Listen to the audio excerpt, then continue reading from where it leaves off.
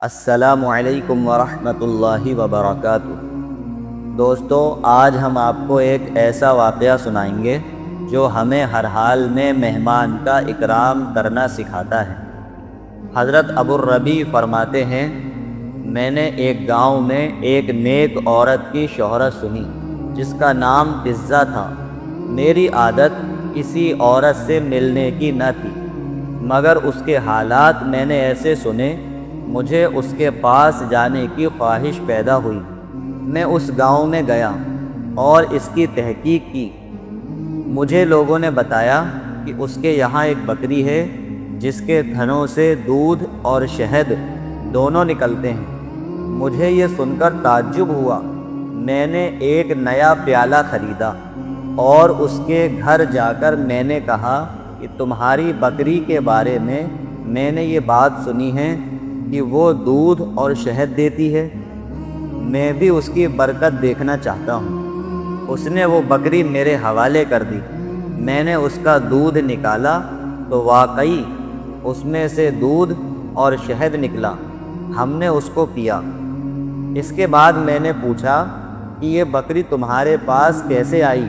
کہنے لگی، اس کا قصہ یہ ہے کہ ہم غریب آدمی ہیں، ایک بکری کے علاوہ ہمارے پاس کچھ نہ تھا، اسی پر ہمارا گزر تھا۔ بقرہ عید آ گئی، میرے خاوند نے کہا کہ ہمارے پاس کچھ اور تو ہے نہیں، یہ بکری ہمارے پاس ہے، چلو اسی کی قربانی کر لیں۔ میں نے کہا کہ ہمارے پاس گزر کے لیے اس کے علاوہ تو کوئی چیز نہیں ہے، ایسی حالت میں قربانی ہم پر واجب نہیں، پھر کیا ضروری ہے کہ ہم قربانی کریں؟ خاوند نے یہ بات مان لی اور قربانی ملتوی کر دی۔ اس کے بعد اللہ کی طرف سے اسی دن ہمارے یہاں مہمان آ گیا، تو میں نے خاوند سے کہا کہ مہمان کے اکرام کا تو حکم ہے اور کوئی چیز تو نہیں ہے، اس بکری کو ہی ذبح کر لو۔ میرے خاوند اس بکری کو ذبح کرنے لگے۔ مجھے یہ خیال ہوا کہ میرے چھوٹے چھوٹے بچے اس بکری کو ذبح ہوتے ہوئے دیکھ کر رونے لگیں گے، اس لیے میں نے کہا کہ باہر لے جا کر دیوار کی آڑ میں ذبح کر لو، بچے نہ دیکھیں۔ وہ باہر لے گئے اور جب اس بکری پر چھری چلائی تو یہ بکری ہماری دیوار کے اوپر کھڑی تھی اور وہاں سے خود اتر کر مکان کے صحن میں آ گئی۔ مجھے یہ خیال ہوا کہ شاید وہ بکری خاوند کے ہاتھ سے چھوٹ گئی ہے۔ میں اس کو دیکھنے باہر گئی تو خاوند اس بکری کی کھال کھینچ رہے تھے۔ میں نے ان سے کہا کہ بڑے تعجب کی بات ہے کہ ایسی ہی بکری ہمارے گھر میں آ گئی۔ خاوند نے کہا، ہو سکتا ہے اللہ نے اس کا بدلہ ہمیں عطا فرمایا ہو، یہ وہی بکری ہے جو دودھ اور شہد دیتی ہے، یہ سب کچھ محض مہمان کے اکرام کی وجہ سے ہے۔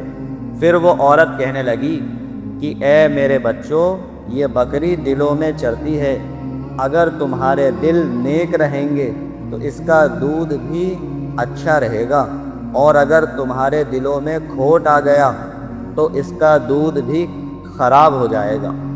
اپنے دلوں کو اچھا رکھو، ہر چیز تمہارے لیے اچھی بن جائے گی۔